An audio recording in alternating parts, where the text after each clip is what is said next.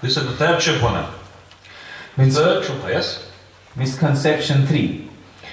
Others have the idea that we invite to... This is, by the way, very solid knowledge. This is a heavy dose. You need to concentrate. This is even more important than the book itself.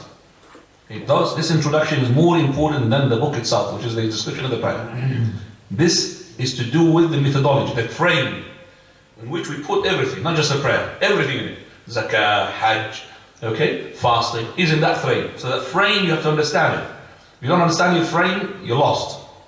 Now, Misconception 3. Others have the idea that what we invite to, of following the Sunnah and not accepting the views of the Imams contrary to it, means to completely abandon following their views and benefiting from their opinions and ijtihad. Answer. right. So do you understand that? The conception that he says here that whatever you're calling to, which is to follow the Sunnah, is actually leaving and abandoning the sayings of the Imams completely, and not to benefit from their opinions and ijtihad. So basically you are neglecting those scholars by saying that you follow the book and the Sunnah. So let's just now encounter that misconception. Now, Answer. This idea is it's not idea, as this is alleged claim. This alleged claim, go on, is far from being truth. far from the truth. It is false and obviously flawed, as is clearly evident from our previous discussion, all of which suggests otherwise. All that we are calling to is to stop treating the madhab as a deen, placing it in the position of the Quran and the Sunnah, such that it is referred to in the case of dispute, and when extracting a new judgment for unexpected circumstances, as the so-called jurists of this age do when setting new rules for personal matters, marriage, divorce, etc., instead of referring to Quran and the Sunnah to distinguish the rights from the wrong, the truth from the falsehood. All of this on the basis of their differing is a mercy, and their idea of pursuing every concession, ease and convenience. How fine was the saying of Sulaiman at-Taymi rahimahullah: were you to accept the concessions of every scholar, in you would gather every evil. Let me explain that, maybe it's a bit German here. Yeah. Well, the claim, which is a misconception there, is that what you're calling to is to abide yourself by the book and the Sunnah. He's saying that, that is, you're neglecting all that heritage from those scholars. Malik, Shafi'i, Hanifa, Ahmad bin Hanbal, and you are saying that you should not really take any benefit from them. And this is, by the way, going to be the last thing before we make the adhan. It's 53, you said, yeah? Okay. So he said, this is totally nonsense, and it's batil. Because we have stated and the facts before, that what we are calling to is not to treat the madhab as a religion. So when you have a new issue or a new matter, you want to find what Allah wants us to do, what His Prophet ﷺ wants us to do. You, instead of referring to the book and the Sunnah, you refer to what? Your madhab. So you go, what does Abu Hanifa had said regarding this issue? Instead of saying what Allah had said and what His Messenger ﷺ had said. And you yourself, learned people, talking about the scholars, not the layman, not the one who's not really knowing anything. No, I'm talking about the scholars themselves. What did Abu Hanifa say regarding this issue? And they will satisfy themselves with what that madhab or that Imam had said. So they treat it as a religion. And every time they have been faced with this, they would say, well, you know, it's a mercy. So we take from the madhab of the Hanafi, and they take from the madhab of the Shafi'i, another one take from the madhab of the Maliki. Subhanallah. Is the haqq is four? Haqq is one. With Allah subhanahu wa ta'ala. And you cannot just take from this or that. So when my son studied in a Dayabandi school, the Quran, to memorize it, every time he does something to make wudu, for example, he makes wudu the way I taught him, which is from the hadith and the sunnah. Every time he prays, And they prays according to the way that they taught him in the book and the Sunnah. So those who are abiding by the Hanafi madhab say to him, no, this wudu is wrong. The wudu is supposed to be like this and this. Prayer is wrong. So he comes to me, I say to him, go and tell him, I am Hanbali. Don't say to him Salafi. Because there's no Salafi madhab. So once he went to say to them, I am Hanbali, the trick worked. Didn't even touch him. Khalas, Hanbali is alright, no problem. You could be Hanbali, you could be Shafi'i, no problem. So they have Somalis who are Shafi'is. So the Somali's friend, he is Salafi, but I'm Shafi'i. I'm Hanbali. Khalas, they accept that. But to say Salafi? No, that's not a religion yet. Only have 4 religions. So alhamdulillah, the trick word, and I'm really talking about something which is reality. Something's happening these days. In the schools who are called themselves Islamic schools. Bismillah ar-Rahman ar-Rahim. Alhamdulillah wa salatu wa salamu ala Rasulillah. Our brother, the doctor, he wants to share with us what he experiences himself as well into the institution where he teaches. Now. Bismillah.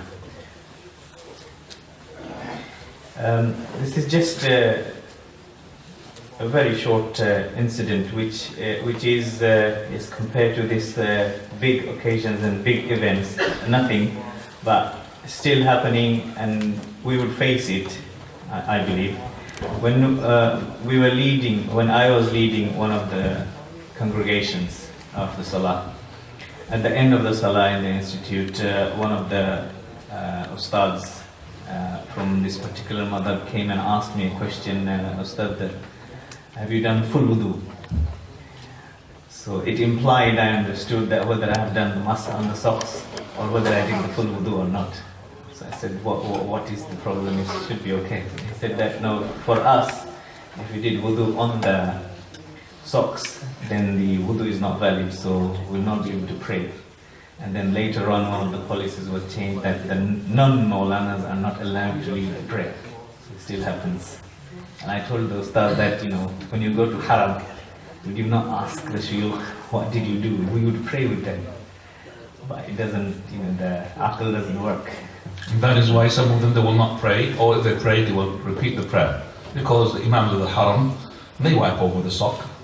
The Hanafis madhab, they believe that the wiping only over the khuf, which is the leather socks. But the normal socks, if you wipe over it, it will not suffice. That means your wudu is invalid, and the person who is praying behind you will have an invalid prayer. But we say that even if the person who believes that whatever he's doing in the prayer is correct, then it is correct for him, correct for us. Do you understand that? So if it's correct for him, it's correct for us.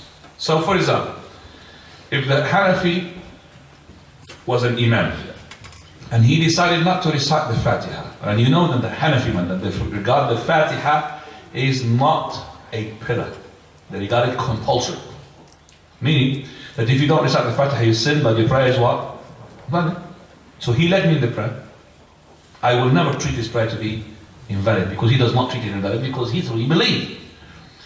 And I will not detach myself from praying behind him. Unless I had a debate with him, and I thought that this person is not actually following the haqq. He's just a person stubborn, he doesn't want to listen to the haqq.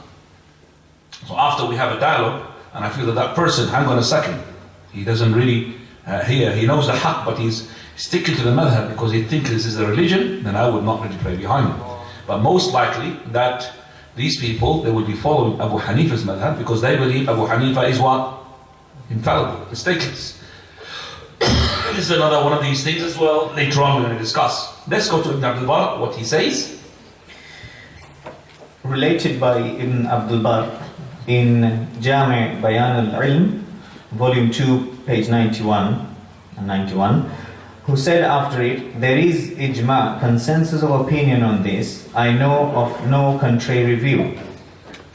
That means if you take in the concession of every scholar, then you have all of the evil.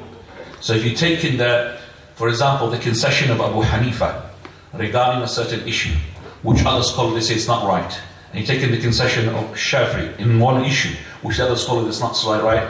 So he who does, for example, make the beer out of the wheat or the barley to be halal, like Imam Abu Hanifa, he is the one who also made it is not allowed to, for example, sing and use singing. So if you take just the concession from this, concession from that, you are actually making a different religion.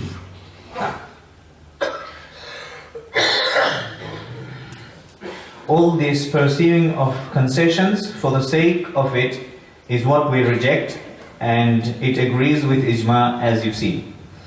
As for referring to the Imams, this is what we deny. We deny that. We don't really believe or adopt the opinion of gathering the concession of all the scholars. No problem to have this concession, because it is taysir, this is making facilitation. It is not. Now, as for referring to the Imams' views, benefiting from them and being helped by them in understanding the truth, where they have differed and there is no text in the Quran and the Sunnah, or when there is need for clarification, we do not reject that it. means there is need clarification from the book and the Sunnah. Something needs to be clarified. Something we don't reject that. We have to get these scholars to help us in order to aid us to understand the text. This is what we command.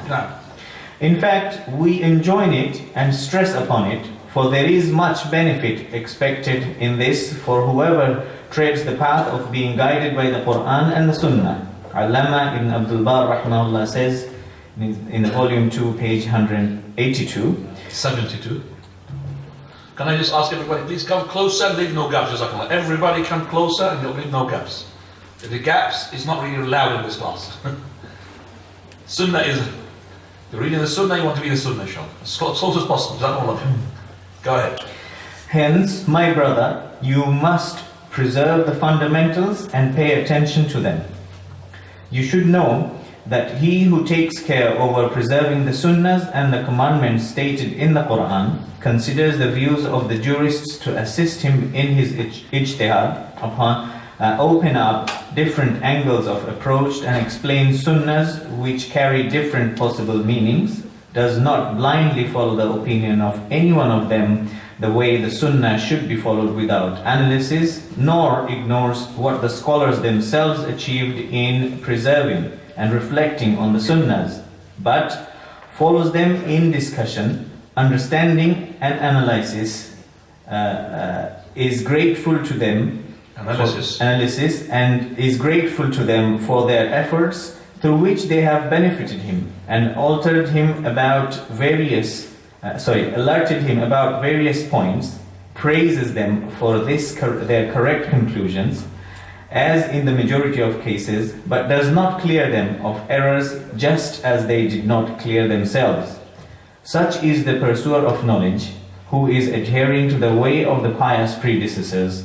Such is the really fortunate and truly guided. Such is the follower of the sunnah of his Prophet ﷺ and the guidance of the companions radiallahu anhum. Right, so the last sentence is supposed to be the first sentence, basically, if you understand it. The last sentence is supposed to be the first sentence. So the ones who are following the haqq, holding to what the salaf, the predecessors, the companions were upon, they will always take the opinions of those scholars, something to help them, to aid them to understand the text. And he will not follow one person to say that he's infallible, but actually he would thank them for what they have done and praise them upon what they have said rightly, and would excuse them for what they said wrongly, because every person is not infallible. They will not themselves be infallible, who are as well taking the opinion of such and such scholar.